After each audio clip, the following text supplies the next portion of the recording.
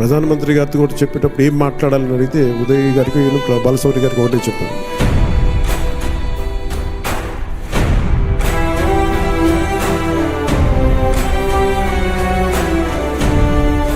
$140 కోట్ల మంది బరువు మోసే ప్రధానమంత్రి గారికి మనం సహాయపడాలి, కానీ ఆయనకి బరువు పెంచకూడదు. ఇది ఒక్కటే చెప్పండి, నా మాటగా చెప్పడానికి. మేము మీకు బరువు తగ్గించే వాళ్ళమే కానీ బరువు పెంచే వాళ్ళం కాదు.